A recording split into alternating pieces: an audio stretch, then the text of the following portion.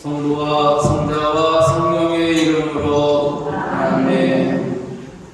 은총이 가득하신 마리아님 기뻐하소서. 주님께서 함께 계시니 여인 중에 복되시며 태중의 아들 예수님 또한 복되시나이다. 주의 성모 마리아님 이제와 저희 죽을 때 저희 주님을 위하여 기도하소서. 아멘. 성부와 성자와 성령의 이름으로 아멘. 지난주에 공지한 대로 찬양으로 드리는 기도 오늘 다음 주 이렇게 두 주에 걸쳐서 해보겠습니다. 자, 기도와 찬양은 우리 영혼의 호흡이라고 합니다. 기도는 하나님의 뜻을 들이마시고 찬양으로 이를 고백하며 뱉어내는 것은 신앙생활에 있어 정말 중요한 요소입니다. 따라서 삶 속에서 드리는 기도와 찬양은 우리를 주님 앞으로 더 가까이 나아가게 하고 닫힌 영혼의 문을 열게 합니다. 사도행전 16장을 보면 감옥에 갇힌 바오로와 실라스가 등장해요. 자정무렵에 감옥에 갇혀 하느님께 기도하는 장면이 나옵니다. 사도행전 16장 가서 꼭 읽어보셔요. 자정무렵이란 무슨 말이에요? 한밤중이라는 말이죠. 여기 뭐 미사 쪽이나 나가면 자정에도 화나지만, 그죠? 여러분들은 12시까지 못 계시죠? 네? 12시까지 계셔요? 못 버티죠? 9시만 돼도 졸립죠? 네. 그 미사역에 가면은 밤 12시면은 시작입니다.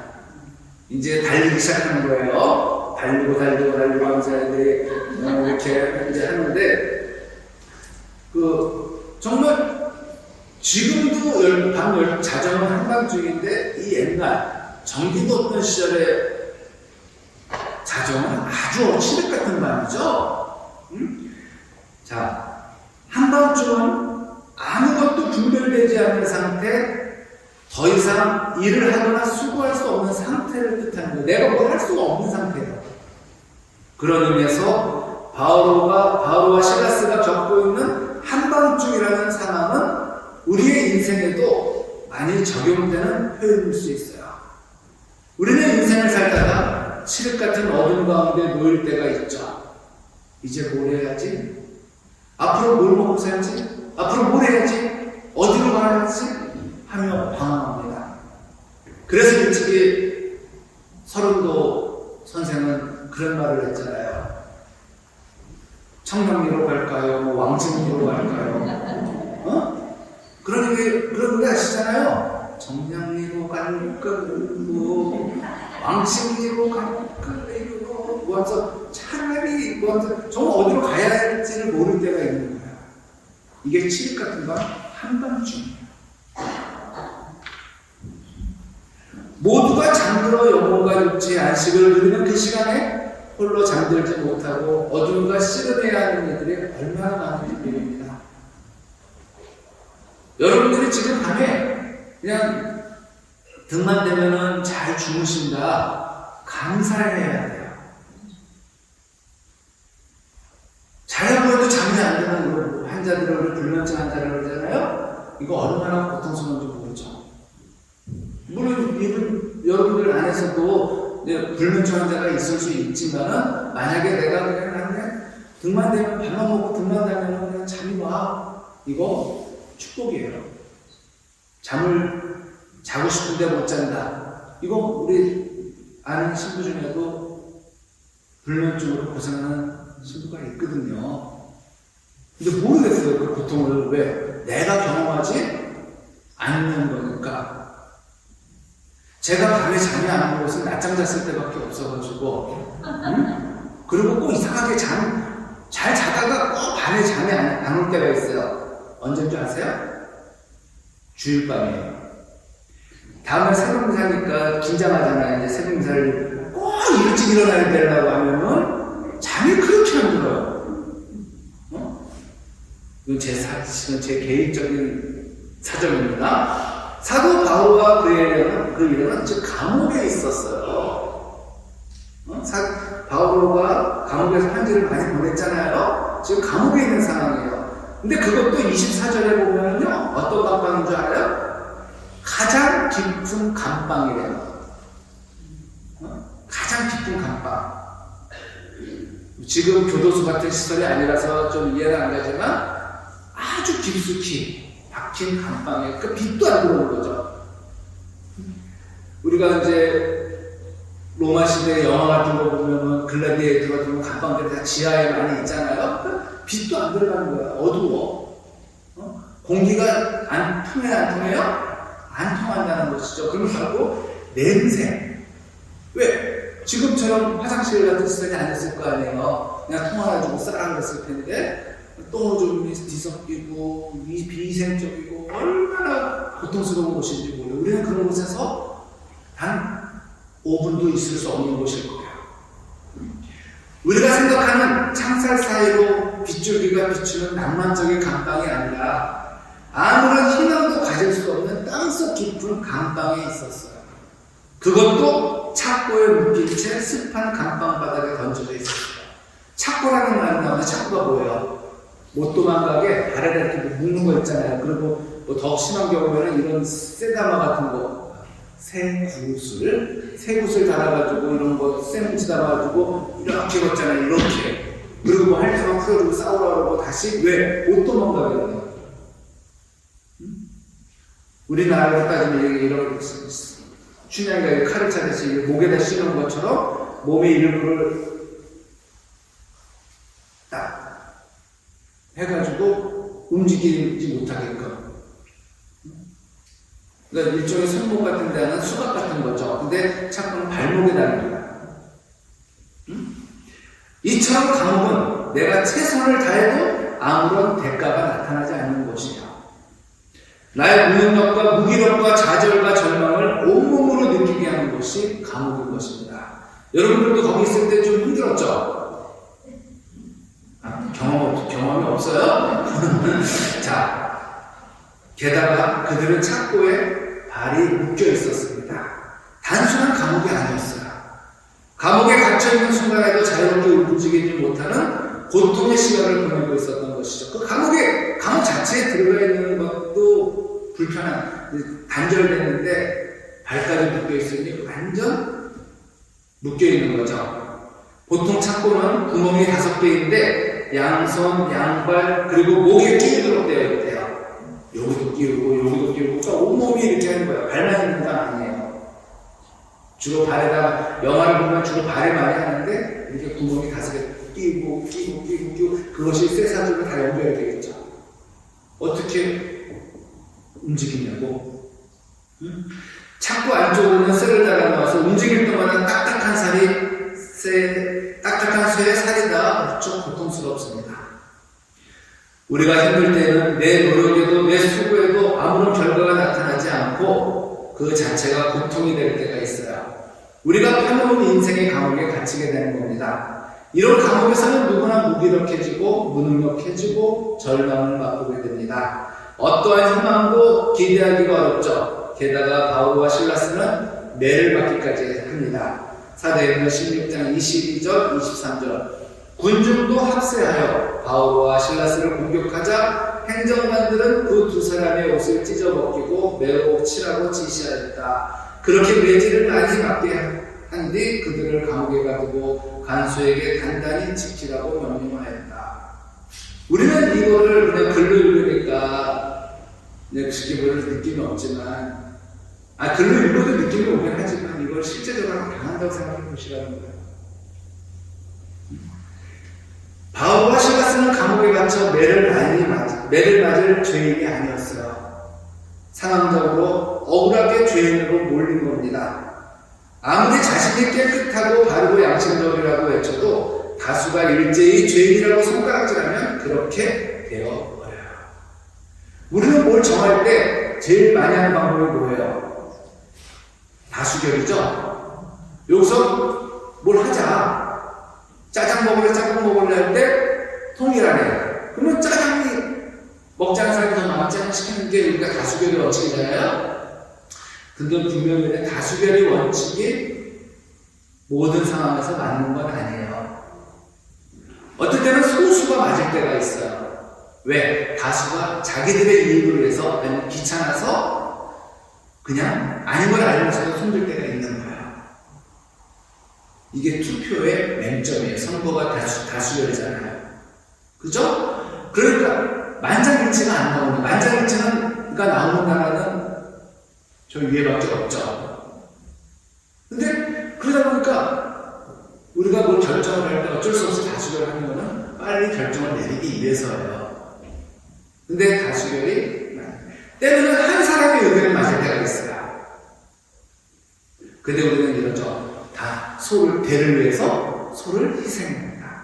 가끔 왜 대를 위해서 소가 희생하는지 모르겠어요. 소가 맞는데. 자, 이것도 마찬가지예요. 죄가 없는데 가정인데 죄를 뭐라고 그러는 거야? 한 사람 바보 만들기 쉽죠? 그쵸? 바로 그런 거죠. 이렇게 억울한 상황에 몰리게 되면 보통 사람의 경우 심리적으로 위축될 수밖에 없어요. 사실은 그게 아닌데 넌 바보야, 넌 못났어, 네가 잘못한 거야 하고 손가락질하면 자기도 모르게 그런가 보다 하고 생각하게 되는 거죠. 바울과 실라스는 전귀신 들린 하녀를 치유해준 것밖에 없어서, 전귀신 들린 하녀는 뭔지 모르겠는데 성경에 전귀신 들린 하녀를 치유해줬어요. 그런데 그 귀신을 통해 돈을 벌던 사람들이 자신의 입이 끊기자 바울과 실라스를 죄인으로 모아 감옥에 넣은 거예요. 결국 돈이죠. 저 인간에게 내 밥줄을 끄는 거예요. 바울과 실라스가. 이렇게 심리적으로 위축되고 절망밖에 보이지 않는 상황일 때 하나님께서 주신 사명의 의미를 붙들지 못하는 사람은 금세 의지가 꺾이게 마련이지, 기가 죽게 마련이에요. 심리적으로 고통스러운 상태에 처하면 당당하게 버티지 못하고 모멸감과 불안에 치를 떨게 됩니다. 바울과 실라스는 참 많이 맞았어요. 요즘 애들은 요 손바닥 하나 닿는 것도 못 참아요. 근데 우리는 어렸을 때 참 많이 맞았죠? 손바닥, 초등학교 국민학교 손바닥 맞고 중학교 때부터는 대부분으로 그대로 말주가 작아서 우리 엉덩이에 참 많이 맞아요. 여자들도 많이 맞았죠. 그때는 아니요, 여자들도 때렸어요. 선생님들에 따라서 여자라고 인권을 존중해주는 시절은 아니었어요. 60년대, 70년대, 80년대까지만 하더라도 여자도 결혼했잖아요. 결혼식을 했잖아요. 그죠? 자, 고문 전문가에게 넘겨져 정신을 잃을 정도로 맞았대요. 지금 바울이 실었어요. 당시 법에 따르면 39대의 폐형을 맞았다고 합니다. 지금 우리나라 따지면 이제 곤장 같은 건데 39대를 때린다는 것은 죽기 직전까지 맞았다는 거예요. 보통 40대를 맞으면 사람이 죽을 확률이 높기 때문에 40에 하나를 뺀 매를 때렸던 거예요. 그래서 40대는 못 때려요. 보고.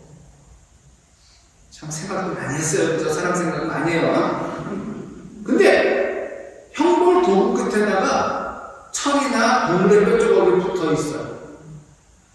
그냥도 아픈데 여기다가 다는 거예요. 그러면 한 번 때릴 때마다 살점이 떨어져 나갈 거예요.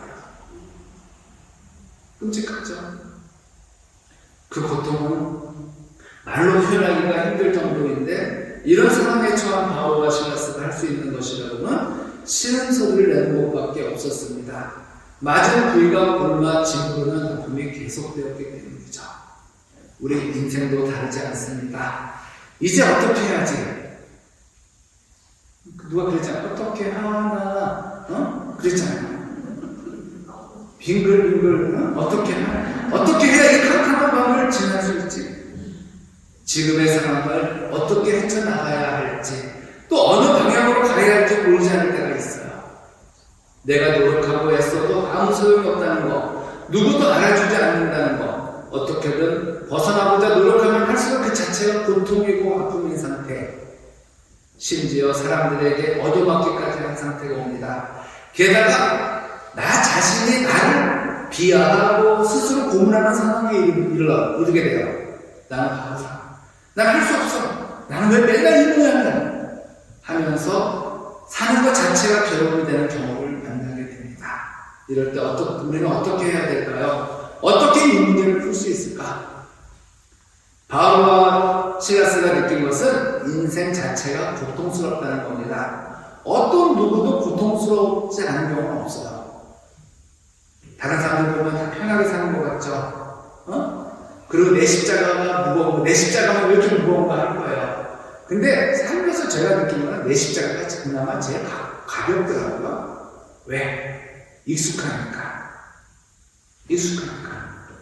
근데 사람들은 내 십자가는 시멘트고 다른 사람 십자가는 스티로폼이라는 거죠. 아니에요. 자기 십자가가 제일 그나마 가벼울 거예요. 왜? 익숙한 십자가다. 아마 그들은 할 수만 있다면 깊은 잠에 빠져 아무것도 느끼지 않고 생각하지 않고 보지 않고 듣지 않기를 바라는 마음이었을 겁니다. 그러나 바울과 실라스는 고통스럽고 억울한 상황에서 무기력하게 누워있기보다는 하나님께 찬양을 올려드렸어요. 그 상황에서도. 그러자 감옥에 있던 다른 죄수들이 그 노래에 귀를 기울게 됩니다. 상식적으로 지금 그들이 노래 부를 상황이 아닌데 이 상황에서 무슨 노래를 부른단 말이에요. 의아해하며 들었을 겁니다. 야, 저 인간들이 너무 맞아서 미쳤나 봐. 지금 노래 부를 때냐? 살려달라고 빌어도 모자를 파네. 라고 말하는 사람도 있었겠죠. 응? 단단히 미쳤어, 저 시기들. 이랬을 거예요. 오늘날도 다르지 않죠. 고난 중에 성당에 나가서 하나님께 찬양하고 기도하면 지금이 저럴 상황이냐? 유아 중에 찬양하고 기도한다고 뭐가 달라지냐 하며 우리를 의아한 눈으로 지켜보는 사람들 있을 거예요.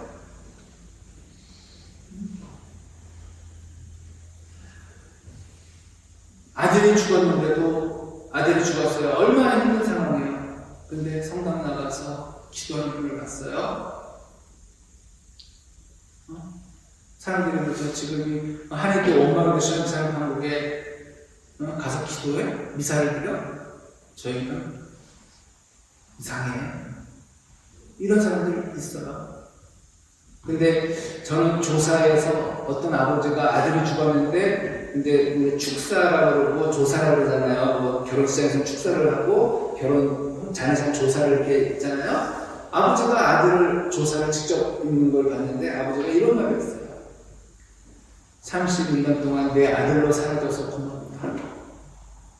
그리고 결국 하나님께 감사하는 거예요. 예, 30년 동안 내게 아들을 주셔서 감사합니다. 과연 이거 할 수 있는 얘기예요, 여러분들이랑? 아닐걸요? 쉽지 않은 얘기예요. 바울과 시라스가 갇혔다는 것은 단순히 이들의 육체적 속박만을 뜻하는 것이 아닙니다. 이들을 통해 전해질 복음이 갇힌 거예요. 이제 복음을 전할 선교사가 없어진 거예요. 선교의 역사가 중단된 거죠. 주님의 육군이 묶여버린 겁니다. 심지어 한 사람이 이런 상황 속에 묶여서 더 이상 할 수가 없는 게 없구나 하고 낙담하는 것은 단순히 한 개인만의 문제로 그치는 것이 아니에요. 우리를 통해 입증이 되고 나타날 하나님의 복음이 묶여버린 겁니다. 우리 삶 속에 하나님의 힘과 영광이 나타나고 입증되어야 하는데 이것이 멈춰버린 거예요, 지금. 감옥에 갇히듯 우리 안에 갇혀버린 겁니다. 이처럼 한 개인의 고통과 아픔은 한 개인의 일로 끝나는 것이 아니라 하나님 입장에서도 매우 심각한 손실인 것이죠. 우리가 고난과 시련의 터널을 통과할 때 또 기도하기 싫고 하나님 말씀대로 살고 싶지 않은 때 있죠? 나 그냥 삐뚤어질 거야. 나 막 살 거야. 이러고 싶을 때가 있어요. 또 오히려 그렇게 살지 않고 오히려 불평과 원망, 낙심과 좌절을 한다면 이것은 우리 한 사람만의 문제로 그치는 게 아니에요. 우리를 통해서 드러날 하나님의 힘과 영광이 우리 인생의 감옥 속에 갇히는 것이죠. 이러한 책임감이 우리 속에 있어야 합니다. 그래서 바울과 실라스는 감옥이라는 절망의 상황 속에서도 기도와 찬양을 하는 겁니다. 지금은 비록 감옥이라는 암울한 현실 속에 놓여있지만 하나님의 영감됨으로 말미암아 새로운 희망의 터전으로 바뀌게 될 것을 희망했던 것이죠. 감옥이 새로운 복음 전파의 공간이 된 것입니다. 신자라면 한 번쯤은 이런 경험을 해본 적이 있을 겁니다. 뜻하지 않은 고난에 신음조차 나오지 않는데 새벽을 깨우고 단식을 해가며 주님께 부르짖던 순간 말이에요. 세상은 이런 우리를 이해할 수 없는 눈으로 바라보기도 하지만 지푸라기라도 붙잡으려는 절박한 믿음으로 주님께 무릎 꿇고 나아가는 겁니다. 여러분들 개신교회는 그 새벽에 이렇게 예배를 하면 새벽에 막 하는 거 있고 철야 예배도 새벽에 하고 밤샘 기도 이런 성령 기도도 하는데 요즘은 밤샘 기도를 요즘은 안 해요. 왜냐하면 안 온다는 거야 사람들이. 그래서 옛날에 막 12시 밤에 철야를 하던 것들이 점점 빨라져요. 또 요즘은 뭐 7시, 8시에 하고 또 어느 성당은 낮에 하는 데도 있어요. 분당에서는 낮에 있어요. 저녁에 그냥 남편이 그걸 가야 된다고. 그리고 저 하우영 이런 데 성령 기도할 때는 좀 밤 늦게까지 했는데 이럴 때 거기 오는 사람들은 새벽에 뭐 철야에게 밤에 오는 사람들 보면은 정말 편한 사람 없어요. 정말 하나님 아니면 나는 못 살겠어. 하나님께 매달리고 오는 사람들이 대부분이죠. 그래서 잠을 안 자고 기도하는 거예요. 나 좀 살려달라고. 마음으로는 여전히 하나님을 향한 불평과 원망이 가득하고 아무런 희망도 느껴지지 않지만 주님께 찬양과 기도로 나아갈 때 어느 순간 위로와 평화를 경험하게 됩니다. 그런 점에서 바울과 실라스의 모습은 우리에게 놀라운 영적 비밀을 알려주고 있어요. 그렇다면 바울과 실라스는 어떻게 지금 이 순간 찬양하고 기도할 수 있었을까요?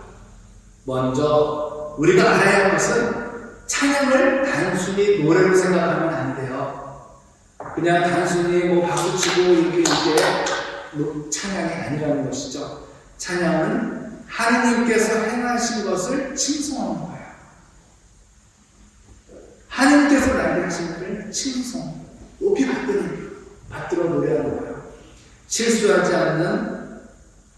않으시는 완벽하신 하느님, 사랑이 풍성하신 하느님, 나를 위해 당신 아들까지 죽이신 하느님, 이 세상을 다스리고 역사하시는 하느님을 높이는 게 찬양이에요. 단순히 노래가 아니에요. 따라서 지금 우리의 처지와 고통과 아픔 가운데 있다 할지라도 만물의 주관자이신 하나님의 선한 뜻을 믿으며 하나님께서 행하신 놀라운 일들을 기대한다고 고백하는 것이 바로 찬양인 겁니다. 그렇다면 기도는 뭘까요? 찬양받기 합당한 하나님께 나의 모든 상황과 형편을 내려놓고 주님의 자비와 힘으로 이 상황을 이겨낼 수 있게 해달라고 간청하는 거예요. 다시 한번 말씀드립니다. 기도란 찬양하기 합당한 하나님께 나의 모든 상황과 형편을 내려놓고 주님의 자비와 힘으로 이 상황을 이겨낼 수 있게 하다가 간청. 나의 힘이 아니라 주님의 자비와 힘으로 이를 통해 하나님께 영광된 삶을 해달라고 간청하는 겁니다. 따라서 우리는 고통의 때에 하나님 빨리 벗어나게 해주세요. 저 너무 힘들어요. 이것 좀 제발 빨리 끝내주세요. 라고 기도하는 식의 어린이 같은 기도보다는 하나님, 당신의 선하신 뜻에서 이 모든 일들이 함께 작용하여 선을 이루기를 원합니다. 주님께서는 감당할 수 있는 짐만 허락해 주신다고 하셨으니 이 사건들이 하나님의 영광됨을 위한 통로로 쓰임받게 하여 주시옵소서 라고 기도해야 할 겁니다. 한마디로 찬양은 하나님의 영광됨을 선포하는 것이고, 기도는 오늘날 내게 일어나는 일들에 대한 하나님의 선하신 뜻을 밝혀주시고 감당할 수 있는 힘을 달라고 고백하는 거예요.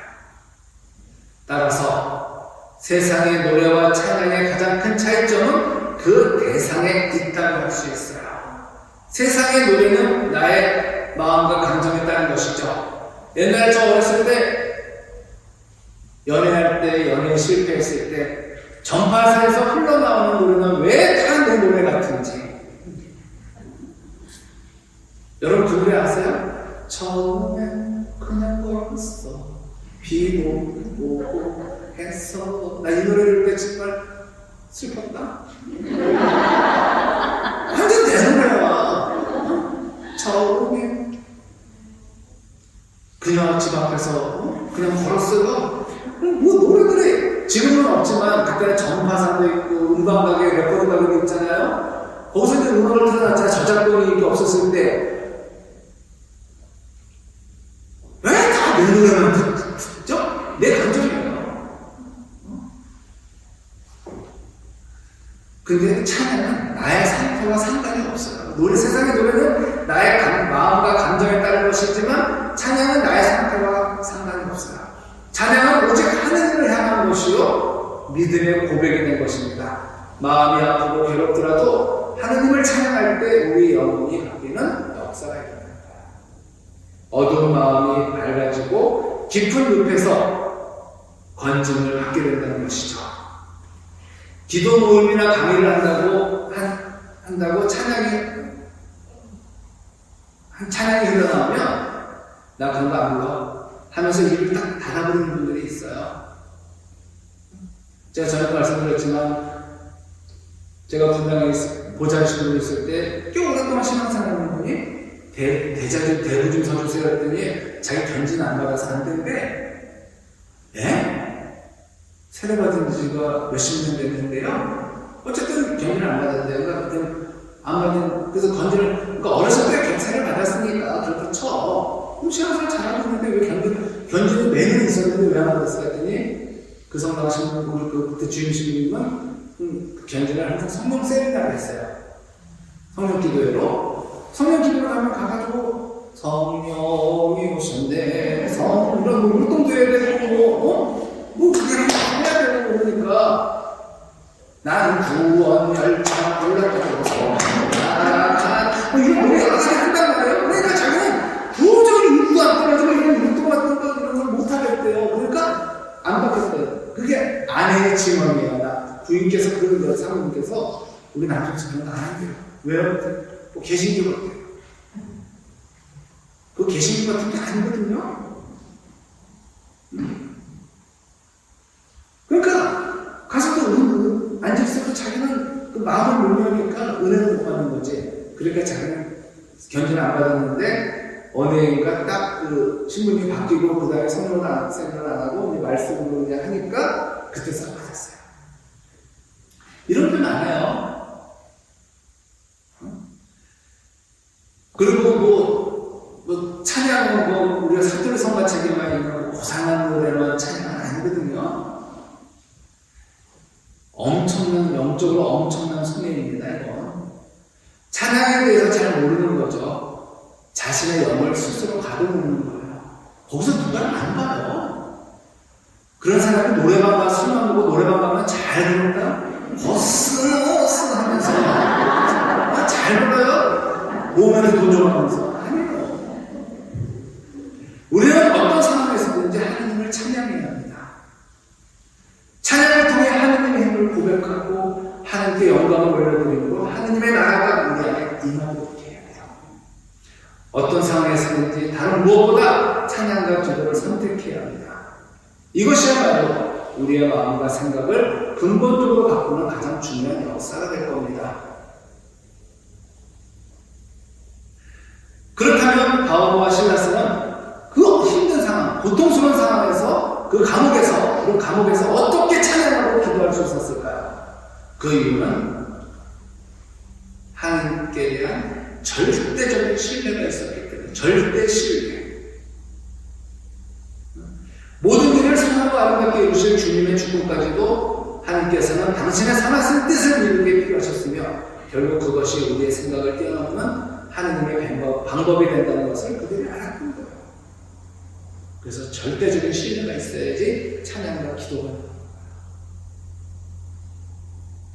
내가 왜 기도에 성공할까? 그건 결국 절대적인 믿음이 없기 때문이라고 보면 돼요. 자신의 힘을 믿기 때문에. 우리가 다 이해하지 못해도 하나님께서 우리의 삶을 인도하신다는 절대 신뢰를 잊어서는 안 됩니다. 우리가 힘들고 어려운 상황에 처했을 때 당장의 고통을 중단하기 위해 상황과 환경만 바꾸려고 하지 말고 먼저 하나님과의 관계 회복을 해야 합니다. 상황이 바뀌는 하나님과의 관계를 회복해야 돼요. 절대 신뢰의 수준으로 올라가야 합니다. 그러면 다른 일을 거두고 작게 보이는 거죠. 크신 하나님을 보니까 지금 내 상황은 별거 아닌 거예요. 하나님을 못 볼 때, 하나님이 보이지 않을 때 상황이 커지는 거고, 하나님을 볼 때 이건 작아지는 거예요. 내가 편하면 하나님이 옳고, 내가 힘들면 하나님이 잘못된 게 아니잖아요. 내가 뭐 잘 풀릴 때는 하나님이 계신 것 같고, 꼬이면 하나님이 안 계신 것 같은 사람들 의외로 많아요.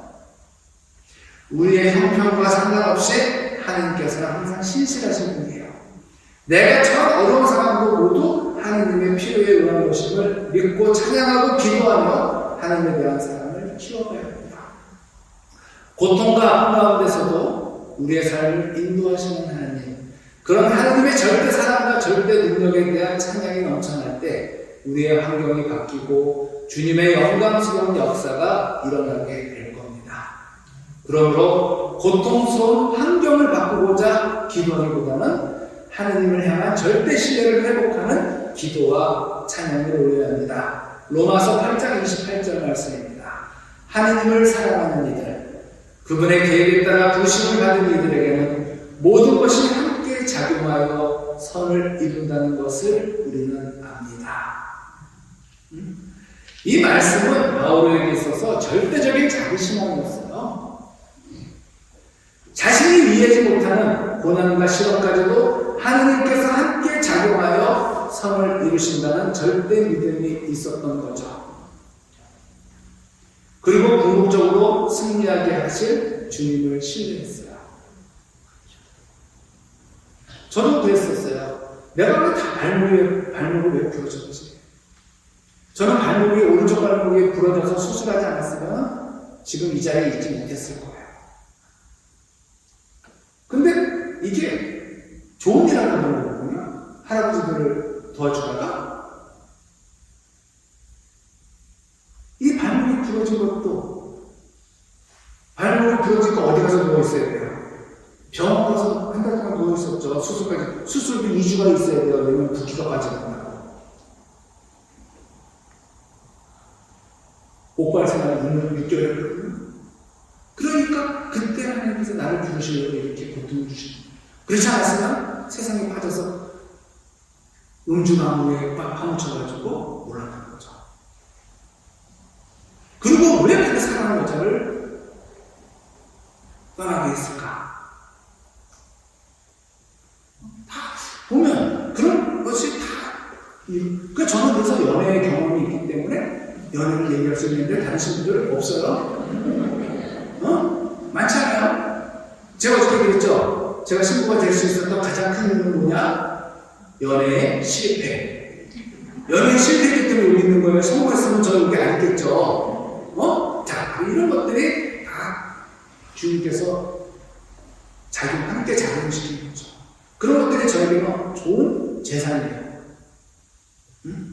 자, 우리는 어떤 상황에서도 하나님께서 궁극적으로 우리 삶을 승리하게 하실 것임을 믿으며 새하늘과 새 땅을 주시고 우리를 구속하실 하나님의 신실한 약속을 믿어야 합니다. 우리는 약속을 믿는 종교입니다. 비록 우리 삶의 여정 속에 고통과 아픔이 있다고 할지라도 궁극적으로 우리를 반드시 승리하게 하실 구원의 주님을 믿어야 합니다. 최후의 승리를 믿을 때 그 속에서 흔들림 없는 평화와 은총이 나온다는 것을 우리는 알아야 합니다. 하나님께서는 우리가 드리는 찬양과 기도를 빠지지 않고 들으세요. 우리의 처음은 원망과 불만조차도 이해해 주시죠. 여러분들 원망하세요? 투정 부리세요. 그것도 기도예요. 하나님 앞에 가서 좋은 말만 하고 그냥 미사여만 물어보지 마시고 힘들면 힘들다고 얘기하시고 투정할 때 아이가 엄마 아빠한테 울면서 투정하고 어리광 부르듯이 그렇게 기도하세요. 그렇게 해야 기도를 해야 성장하는 거예요. 근데 좋은 말만 물어보는 거예요. 아니요. 참 원망과 불만조차도 다 기도로 여러분들은 이해 만드셔야 돼요. 아니, 여러분들이 내가 옛날에 부모님이 우리 자매님들은 특히 나이들 몇 달은 교육을 안 시켰잖아요. 잘 학교를 안 보냈는데 학교를 아버지가 안 보내줬어. 그러면 누굴 원망해야 돼? 아버지를 원망해야 돼요? 옆집 아저씨를 원망해야 돼요? 그죠? 나중에 나이 먹어서 왜 그때 엄마는 나 공부 안 시켜줬어? 학교 안 보내서 우리 엄마 원망해야지 옆집 엄마 원망할 수 없잖아요. 하나 내가 속상할 때 우리 아버지 하나님한테 원망해야지 가서 부처님한테 가서 원망하면 뭐예요? 뭐 절에 가가지고 산에 가서 절에 가가지고 부처님 우리 아버지가 안 들어주셨어요 이렇게 얘기할 수 없잖아요. 바로 그런 거예요. 원망과 불만조차도 이해해 주시니까 다 털어놓으세요. 우리의 사정과 형편을 하나하나 아시고 하나님의 때에 가장 유익한 곳으로 응답해 주십니다. 그러므로 우리는 하나님을 향한 믿음을 굳건히 하고 간절히 매달려야 해요. 간절히. 그때부터 하나님께서 우리의 환경을 바꿔나가시고, 환경은 내가 바꾸시는 게 아니라 하나님께서 바꿔주시는 거예요. 어떻게 보면 환경은 그대로인데 내가 바뀌었기 때문에 환경이 바뀌는 경우도 있어요. 자, 우리가 이제 여기를 이제 요즘 헬스클럽 많이 다녀요. 그죠? 예를 들어서 50kg를 든다가 처음에 50kg 못 들잖아요. 근데 자꾸 들다 보니까 내 몸이 변하죠. 운동 다른 걸 하다. 근데 어느 날 딱 50kg 들었어. 그대로예요, 50kg는. 근데 이게 어떻게 됐어요? 가벼워진 거예요. 왜? 내가 단련이 됐기 때문에.